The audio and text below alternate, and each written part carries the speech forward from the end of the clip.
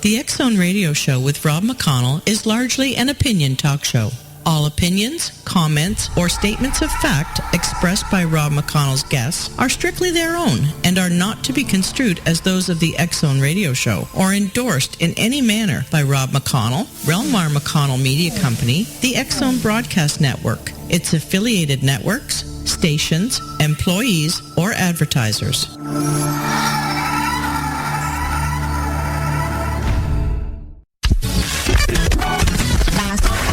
All Hit Radio.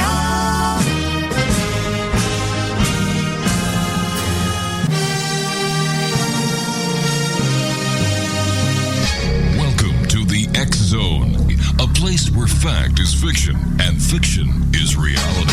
Now, here's your host, Rob McConnell.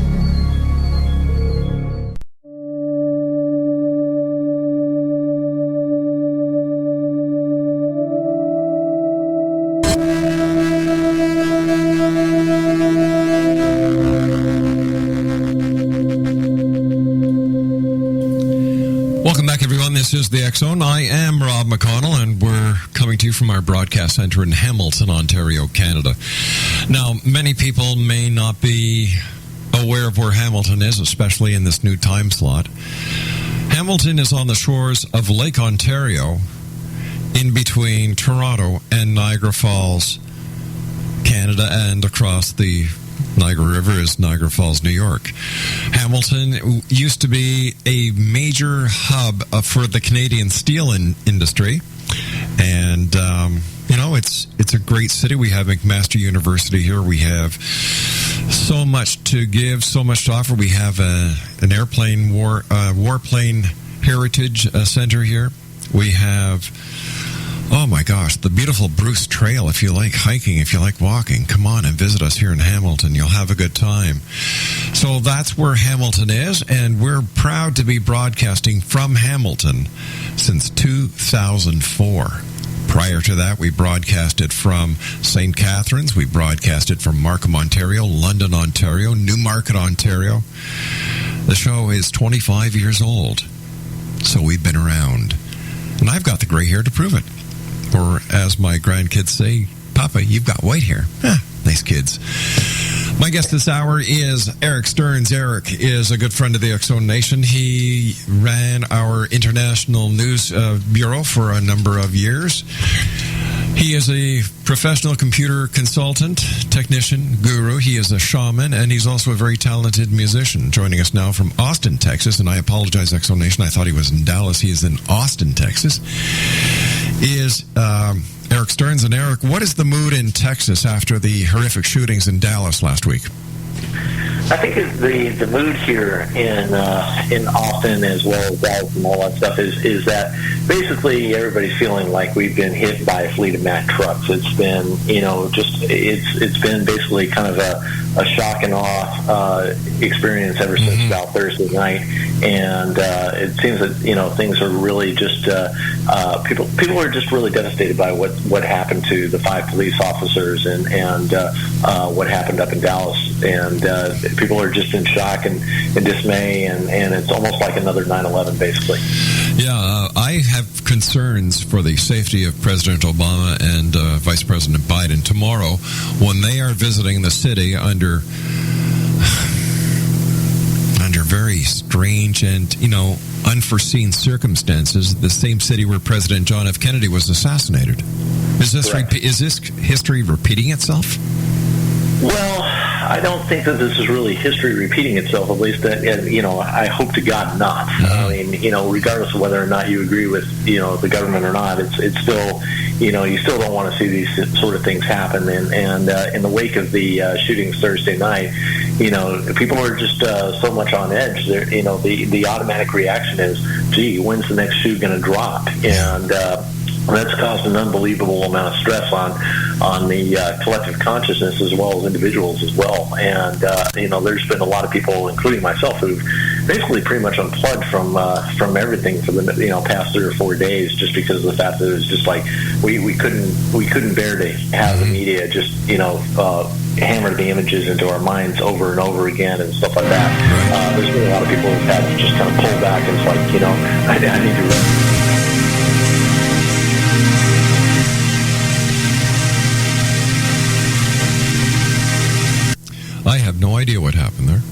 that was weird. I just heard some sort of weird keyboard chord go through the phone. But anyway. These things happen. Strange things happen. What can I say? Yeah, but it's been very tense, very on edge. People are just in shock and mourning, wondering what was going on, so forth and so on. But at the same time, there's been a lot of outreach as well, which has been good. But it really does feel like history is repeating itself, especially in the flavor of 9/11. Exactly.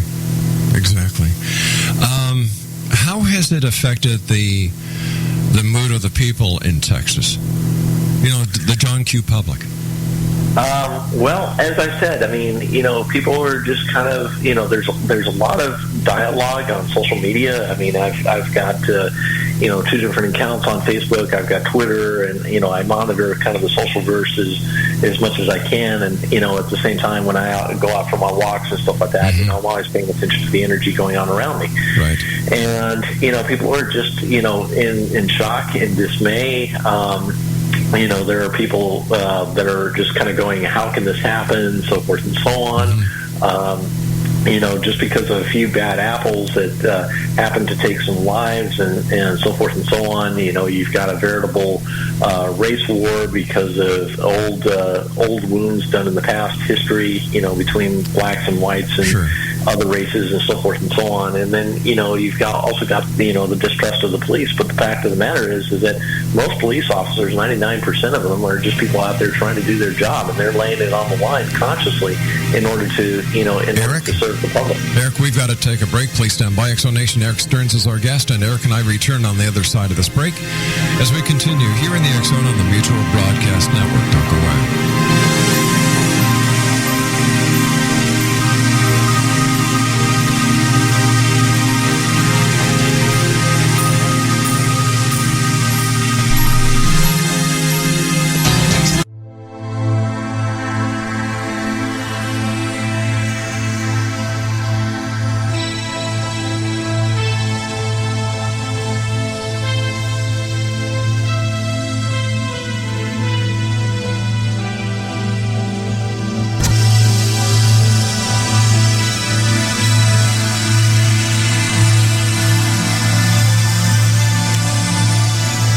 Stearns is our guest. Eric is in Austin, Texas, and as we all know, that there was a domestic terrorist attack. Let's call it what it was. Yep. That's what it was. It was a terrorist attack. The police are still trying to figure out what the 2 initials that Johnson wrote in his own blood on the wall after he was detonated by a robot carrying a bomb, what the 2 initials RB mean. And Erica, is there any further developments on that side of the investigation? Not that I've heard of. I did hear about the 2 initials being written on the wall. However, they have not come back with any solid conjecture as far as what that means or anything like that. Of course, there is an investigation going on as far as his background.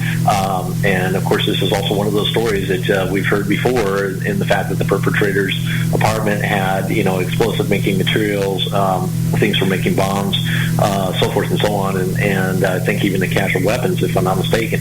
But the fact of the matter is that they're still looking into this. They're still trying to put the pieces together, and right now there's way more questions than there are answers. What is the consensus of the people in Texas on how the police handled the entire affair? Well, I think 98% of the people, not only that I've talked to, but also that I've seen, throughout, mainstream media as well as social media reactions, that people are just absolutely fed up with the nonsense of race wars. People, blacks being called, criminals. People saying that not all blacks are criminals, which is absolutely correct. Not all whites are racist. That's absolutely correct. Mm-hmm. And then we need to come together. And people are just fed up with the tension, the drama going on, and so forth and so on. And there's people actually just crying out and saying, enough is enough. Right. When is this going to end? So where do we go from here? Being a shaman, you know, I've had Wilda Wiak on in the hour previous. She's a shaman. You're a shaman. What do you guys do in this kind of situation? Well, I can speak for myself. I you know, in the past 4 days, I've done a lot of ceremony, a lot of praying, a lot of meditating, so forth and so on, and just really thinking about, you know, the human condition as it is right now. I mean, we are in a time where we are so connected, but yet we are so isolated. And, you know, it's our dependence on technology. It's our dependence on, you know, assumptions based on texting, which, you know, totally annihilate, you know, some of the crucial. Look at that. More strange music. Sounds like somebody's queuing up. Anyways, but anyways, it's just that you know, we've come to a point in our society where we're really having to come to terms to, and this is what I also said before in shows past, is that we're in a critical time where we're having to make a decision as far as what we really value and all that stuff, and you know, not only what we value, but also the consequences of our actions and inactions, and even the consequences of our beliefs, because it's our beliefs that guide the reasons towards our actions. And, you know, this is another wake-up call. And, you know, and as as a shaman, you know, I've been doing a lot of praying for the people, not only praying for the fallen officers, but also the ones injured, the families, the friends, the people in Dallas, the people everywhere. You know, including, you know, the people involved in the incidents which started this whole thing. And, you know, unfortunately, that's all we can do. But, you know, it's an empath who feels and senses energy. You know, I mean, I knew that there was a disturbance in the force, so to speak, when Thursday morning was rolling around, and I'm like going, oh God, you know, something's going to happen. And sure enough, at 8:45, I felt that shift, and that's when I turned on the 9 o'clock news and saw the Dallas shooting on the 9 o'clock news, and I was like going, oh my God, you know. So, you know, as far as what I've been doing, I've been doing a lot of praying, doing a lot of meditating, trying to hold center and trying to hold space for my fellow human beings, and it's just not easy. Why is there so much violence? Why is there so much negativity all of a sudden on this beautiful planet of ours? Well, I think there's a number of things going on. I mean, we are we're in a time where systems are breaking down. And, you know, our old values or what we've taken for granted seems to be breaking down. There's stress coming at us from any number of different angles, whether it's economic, whether it's, personal, whether it's, interpersonal, what have you. But the fact of the matter is that, you know, it seems that we're being shaken up harder and harder in order to make this evolutionary jump that a lot of people talk about. But I mean, they're not kidding when they say that we're going through birth pangs. I mean, we just had one hell of a contraction, so to speak. And it's just not here. It's all over the world. Yeah, exactly. And here it is that the same night that the Dallas shooting happened, you had Iran saying, yeah, we have a plan to knock out the U.S.'s electrical infrastructure via an MP, not MP3, EMP, right? And electromagnetic pulse, yeah. Yeah, and and we're just, and people are just going absolutely crazy. I mean, there's just all these, stories of all these horrific things that not only nation states are doing, but also individuals are doing as well. And people are just losing it. We've become so ungrounded, and we've lost a sense of community. And I think that's a bitter poison. That's I wouldn't say slowly killing us. I'd say it's killing us at a pretty good rate. Do you think that people are panicking unnecessarily, and this is what's causing the chaos and the negativity to expound itself? Well, I think not only that, but also we're holding on to past issues as well. And when you have a combination of those two, you get a perfect storm of just absolute insanity. And people are just and it's understandable. It's not condonable, but the fact of the matter is that we're because of this, because of holding on to past issues, and because of the reason that you quoted, it's just making for a perfect storm for people to go over the edge. And the Bible also says that that we are in a time that men's hearts will fail them, and I think that's definitely something that's going on at present. Is it possible there's come a time in our sociological evolution that religion, as we know it, holds no more value? That we have outgrown the set religious template? Well, yes, and that's what I'm trying to write in my book and get that message across, is that religion as far as separating us from our fellow human beings and saying that my way is better, and if you worship a certain way, you're wrong, and therefore you're going to be cast into some godforsaken underworld and so forth and so on. And really, what we're getting is that we're I think personally that we're being given a wake-up call to look in ourselves and say, gee, how do we really relate to our Creator that we believe in, and even that we don't believe in, but how do we relate to ourselves, and how do we relate to each other? And I think what the deal is that religion is one of those old systems that's falling apart because of the fact that it's based on fear. And here it is that fear keeps on multiplying, and what it is that we're being faced to choose between love or fear, and if we choose fear, then we perish. If we choose love, then we evolve, and that's the critical issue that we're coming up against. And in order to choose that love, we got to do a lot of letting go, and unfortunately, there's not a lot of education as far as how to do that. A lot of people ask me, Rob, what does religion have to do with a paranormal show? Well, it's got a lot to do with it, because, in my opinion, the Bible is the biggest book that has more paranormal activity in it than any other book. Yeah. I mean, you got stargates, you've got life after death, you've got resurrection, i.e. the NDE experience. Prophecy. Prophecy, of course. UFOs, Ezekiel's wheel. Then you've got doomsday predictions, the book of Revelations. Yeah, exactly. It's all there. And in order to better understand our future, we have to go back in time and take a look and see, well, what were they trying to get? What was the message that the authors of the Bible were trying to get to us? Back then, they didn't have the knowledge that we have. And I've often wondered, Eric, how different the Bible would be if the Bible were to be written today instead of way back when, or any other religious philosophy for that matter. God, that's a great question. I think that it depends on who writes it. I mean, if it's the powers that be, I mean, you're probably not going to get anything that's totally different from what's out there now. Yeah. But I think if spiritual people, people who really walk their path with their hearts and stuff like that, and it doesn't matter what religion or what path you take. If you walk in the path with your heart and you have a chance to contribute to that new Bible, it's going to be totally different. There's no question about it. It's a book. It was written.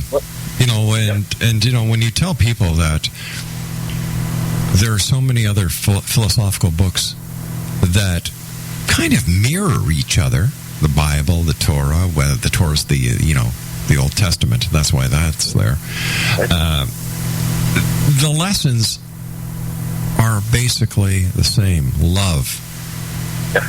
And I really believe, and I've said this before, and I said it in the hour before, that the hippies, they had it right on. They were just slightly ahead of their time.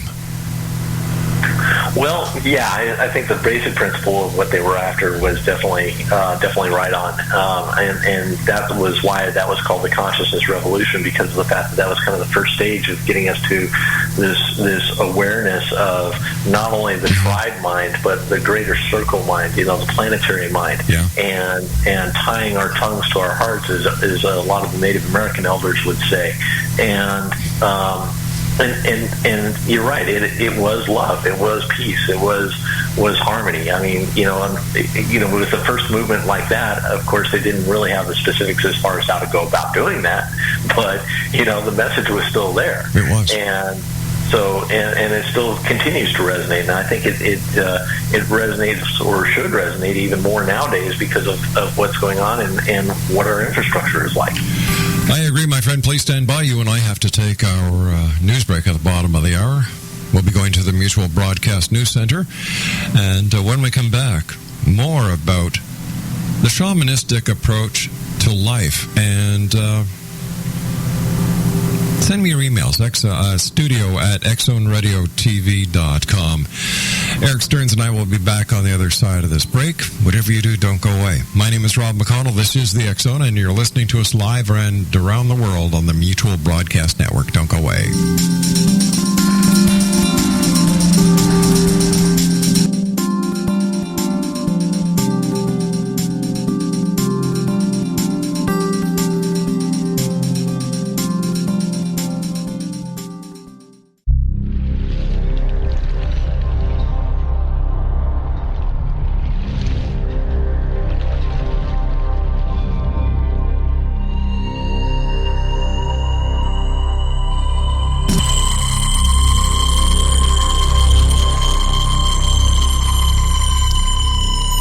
Stearns is our guest this hour, X Zone Nation, and Eric has been with us a number of years, a good friend of the X Zone. Hey, Eric, I was talking to the X Zone Nation before about Independence Day Resurgence. Have you seen it? In reviews about it. And what have you heard so far? I've heard that it's kind of a rehash of the first movie, and they've kind of written the movie to to kind of how should I say, give the characters a love me type feel, I guess. Yeah. And so I haven't seen it, but that's what I've heard. Well, I was telling the X Zone Nation that Laura and I saw it, and I gave it a 9 flying saucers out of 10, and Laura gave it an 8 flying saucers out of 10. What I liked about it was the continuity from the first one. And to me, this means everything. If you're going to have a sequel, make sure that everything follows through. You had Bill Paxton, who played the former president, the president during the first one in 1969, or was it 96? 96, I believe, yeah. And he's a retired, he's a past president now, but he still has a part. Brent Spinner plays the doctor who was a little out to lunch. Jeff Goldblum, well, what can you say about that? He did a great job. At times, I found it too CGI. Like, you could tell it was CGI. Yeah. They were putting a lot into the effects, obviously. Too much. Sometimes not enough is just enough. But these guys went a little bit overboard. But, however, it was in 3D. It was great. The popcorn was good. The tacos were good. What can I say? Feed me, I'm a happy man. Money to go out for a night. Yeah. Just feed me, I'm a happy man. What the hell can I say? Have you heard about any UFO reports in your neck of the woods? Not in my neck of the woods, no. However, I was kind of a party to one not too long ago, about a couple of weeks ago. I was walking home, and I was coming down, just to kind of give you an idea of the area of town that I was in. I was in South Austin, off of South 1st Street, and I was about to turn into my neighborhood when all of a sudden an orb had basically appeared almost directly overhead over my position, and it kind of hovered there for a little bit, and then it started slowly moving off towards the east, and then took a 45-degree angle to the left and just shot out, and as it did, it faded out of existence. And I was like, holy smokes, this is very interesting. And I went and talked to a couple of my neighbors along the way back home, and they were telling me about the same thing and all that stuff. And I had 2 corroborating stories from two different neighbors who were independent from each other, and it was quite an interesting situation to see. It was a very pearlescent light that orb had. Didn't have any features that I could discern. It was about probably the size of my thumbnail.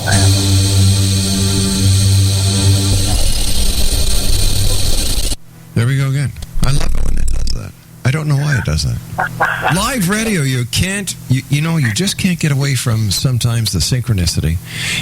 But I know what happened there. I really do. That it was the orb. It was the orb.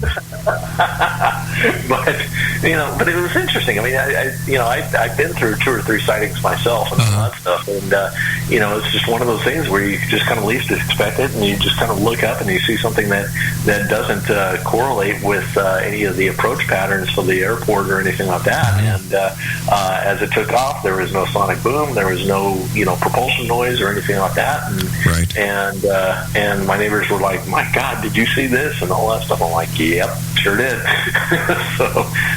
So that's kind of my personal UFO report, and you guys are the first to hear about it. So nothing that I've heard over the radio or the media, but that was my own.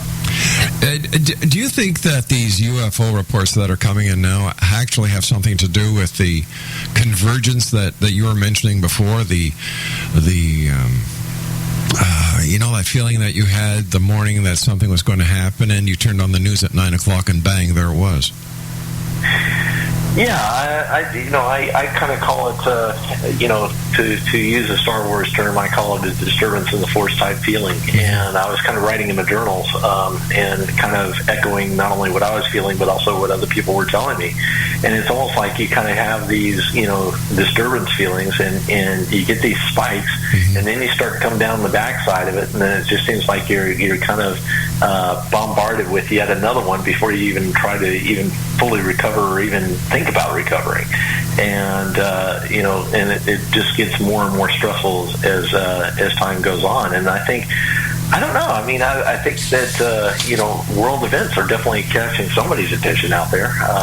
And it wouldn't surprise me if maybe if it were time travelers from the future, that's also a possibility as well. Just kind of coming back to see, gee, what happened, and hopefully they're not asking what went wrong. That's scary. Time travelers, and not too many people bring that possibility up, but it is a possibility, isn't it? I would say so. I mean, look at our technology today. I mean, we've said time and time again that 100 years ago nobody could fathom the technology that we're using right now. I mean, and to think if we survive 50 or 100 years out, what's technology going to look like then? It's Arthur C. Clarke's axiom that technology sufficiently advanced is indistinguishable from magic. Well, and that depends on who's observing it. So many questions, yes, so few answers. And it seems that it's like the old onion. You just get through one layer, there's another layer and another layer and another layer and another layer. Yeah, and it's interesting because of the fact that as you peel back each of these layers, the story changes, and it's not just out of perspective. It's that things get added, things that you thought that were true are not true, and it's almost like a game where the rules keep changing from moment to moment. And this is definitely one of those things, and it's been around with us for quite some time, and probably will be for a long time after, and who knows what sort of shape or presence it'll take. Do you think that we as a species look for the magic in everything, even when it comes to the appearance of UFOs and into the paranormal? Well, sure. I mean, it's a part of who we are. It's kind of hardwired into us, just because of the fact that that's kind of our way of adapting to the unknown until we can explain it. We do consider it magic. We do consider it, esoteric or what have you. But yet, as time goes on, we seem to kind of reconcile those questions and have decent explanations or at least hypotheses of how these things work and stuff like that. And anybody who comes up and says, "Well, I think we're on the verge of knowing everything," I'm like going, "Yeah, okay, you think so?" We'll see about that in about 100 years or so. But the fact of the matter is that it's definitely it's definitely something that we've been kind of hardwired to deal with, and I think it's maybe an evolutionary tool as far as how we advance towards discoveries and then question those advances. Hardwired. How do you think we're hardwired? Because we need to learn. If we were hardwired, wouldn't we have all the answers already? Well, you would think so. But then if we had all the answers already, would we need to go through all this stuff that we're going through? Mm-hmm. I mean, would it really be necessary? I personally think not. And I think that, and not necessarily that we're hardwired to have all the answers or anything like that. I don't, that's not the point that I want to bring across. But I think, what we're hardwired to do is be inquisitive.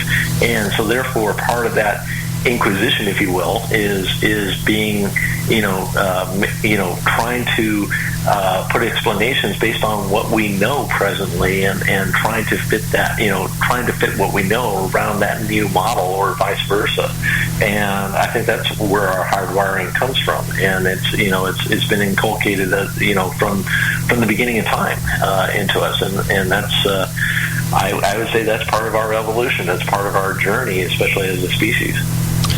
You and I have talked about many subjects over the many years you've been with us. I don't think I've ever asked you your opinion of ghosts. What do you believe ghosts are? Oh, wow. I think it's a combination of a different number of explanations. There are some good, reputable paranormal researchers out there who specifically deal in ghosts, and you have kind of the tape loop where it's an energetic imprint that repeats a certain energetic situation. Whether, so, like for instance, if you have a murder or battle at a certain geographic location, then echoes of that will happen throughout time and so forth and so on. That's one thing. The other thing is that maybe I think that some of those ghosts are kind of more of the popular vernacular, rather, in the fact that they are disembodied, but yet they are still consciousness that comes back across this dimensional veil or dimensional divide that the people refer to. And then at the same time, you also might have interdimensional aspects as well, where dimensions bleed into each other and all that stuff. So I think it's a combination of all of the above and then some. You know what explanation I have a hard time understanding or even believing? The ghost is here because the ghost doesn't know it's dead. I kind of find that hard to believe. Now, however, I would say that if they went through some sort of traumatic event to where their death was sudden, like a car accident or a violent death or something like that, then I would say that that's a possibility. I mean, I think parapsychologically that's pretty sound. But I think that, once, under just about any other circumstance, when you're dead, I think you're dead, especially considering the fact that you're no longer in this density. So. Yeah, especially, let's say you're a ghost, right? And nobody's paying any attention to you. You're not hungry. You don't need to change your clothes. Yeah. You don't need to sleep. Right. You go to the local latrine to wash your hands. You look up. There's nobody standing there. Yeah. Like, would not that be a hint that, you know what, buddy, you're dead?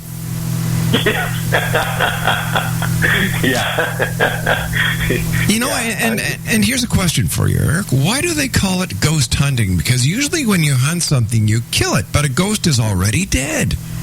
Right. Yeah, maybe ghost questing or something like that. Yeah, exactly. Maybe that's a little more scientifically correct term. Who knows?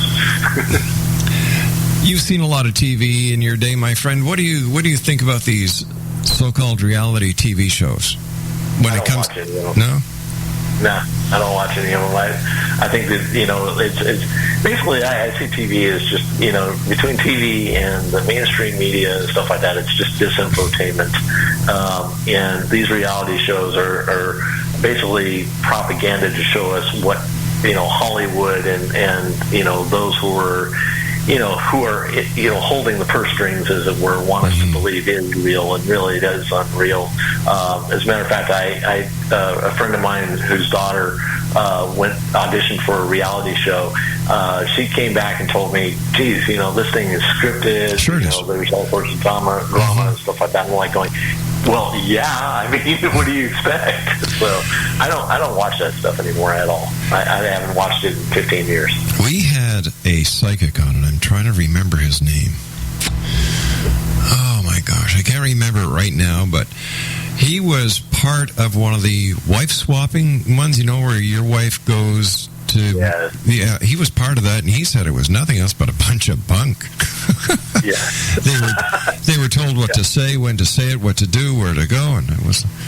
Well, of course, it's entertainment, number one. Yeah. It's entertainment, and, the TV network needs to make money. The advertisers need the numbers, so it's a business. Yeah, it's exactly. Yeah, follow the money. It's business. Absolutely. Oh, I thought we were talking about the Vatican there for a second, but I guess we were talking about TV, talking about following money. Well, I think that could apply to the Vatican as well, but I'll hold off on that for the moment. Yes, that is so true. That is so very true. Technology. I know you're a very techie guy. You're up to technology. You're up to what goes on and happens.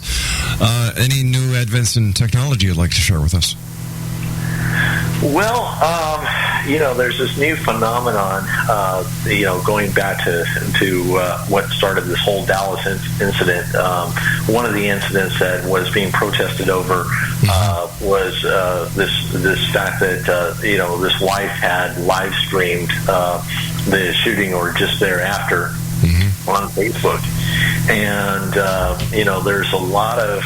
there's already a lot of talk, when this is, typical government reactionism in the fact that, people are talking about, restricting or regulating live stream and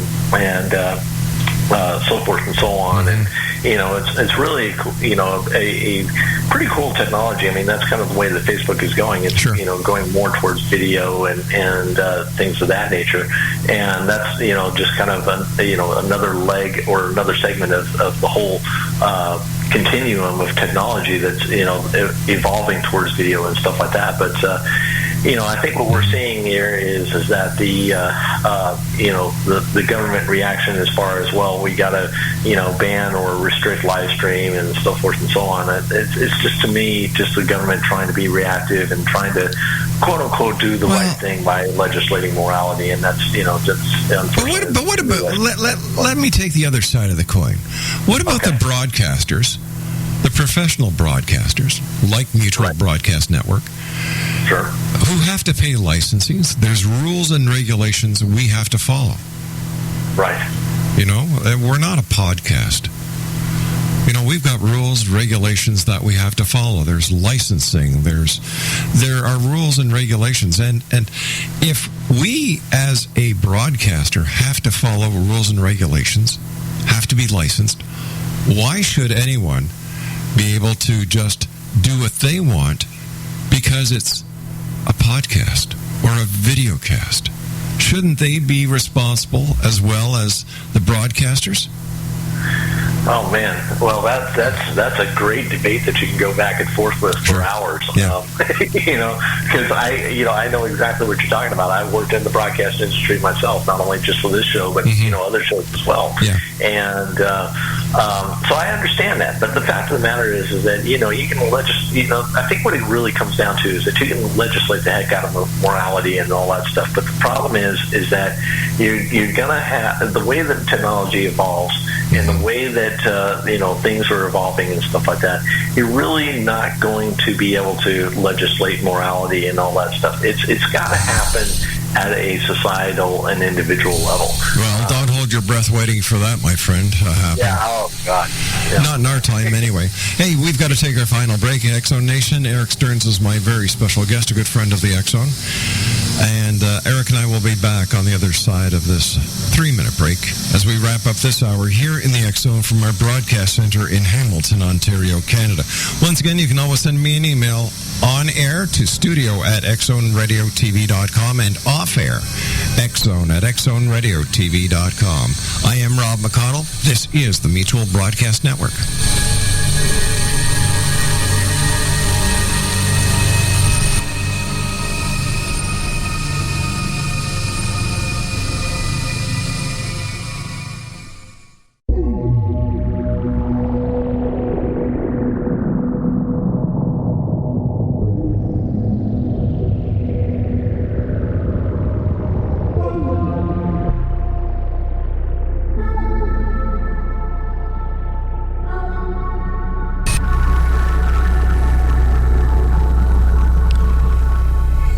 Everyone, tomorrow night my first guest is Kevin Randall. You know, the guy who writes all the Roswell books, The Crash at Roswell. He's got a great new book coming out. Kevin's going to be on tomorrow night. He's going to be my first guest. We have some other great guests that are going to be joining us. And I've got to tell you something, that we are so excited to be part of the Mutual Broadcast Network. The sky's the limit, X-Zone Nation. And if you have any suggestions, if you'd like to, give us some guest ideas, just send me an email. I know Amanda over in, I believe it's Sydney, Nova Scotia, is working her little buns off right now doing a fan page for us, and I really appreciate that, Amanda. And we'll get you all the information as soon as we can, X-Zone Nation. ERIK Stearns is our guest. And ERIK, do you have a website that people can go to? I don't have a website, but I do have, Facebook as well, and of course I do have Twitter. Yeah. Facebook, you can find me at ERIK, E-R-I-K, Stearns, S-T-E-A-R-N-S. Look for me holding up my Reiki Master Certificate. That's the way you can find me. Twitter is W-S-E Ghostwood, G-H-O-S-T-W-O-O, right. Or O-O-D, rather. And then also, at the same time, I've also got email as well, Stearns, S-T-E-A-R-N-S, at realtime, REALTIME.net. So you got your Reiki Master Certificate. Congratulations on that. Thank you. Thank you. Yeah, I'm pretty proud of it. And I hear you wrote a song just for that occasion. You know what? Nobody was supposed to know about that. How did you get into my server, man? Hey, listen, I got to tell you, it's really great. It's that song, If You Break My Heart, My Achy, Achy Heart. Well, I understand you wrote it, If You Break My Heart, My Reiki, Reiki Heart. Oh, man. Sorry. Man. See, you just let the cat out of the bag. I can't believe you did that. Jeez. Great times ahead, my friend. Any words of wisdom for the listeners of the X-Zone Nation? Well, yeah, stay grounded, man. I mean, get into nature. Don't be afraid to unplug for a while. It saves your sanity. I've been telling you that for years, and I continue to say that. Also, another thing I really want to say, Rob, is that you and I have been friends for 18 years. It's been a great, long relationship. I really appreciate you and the staff, as well as the X-Zone Nation, its fans, so forth and so on, for providing me a forum to really give some insights to hopefully change people's lives for the positive, and make a change, that benefits this world. And I really thank and love you all for it. Thank you so much. You're part of this family, my friend. Like you said, you have been for 18 years. And once again, if you're not part of the solution, you're part of the problem. And there's too many people who would just rather walk away than to help. It doesn't hurt to smile at somebody. It doesn't hurt to open up a door. I'm really ticked off at these cities across Canada.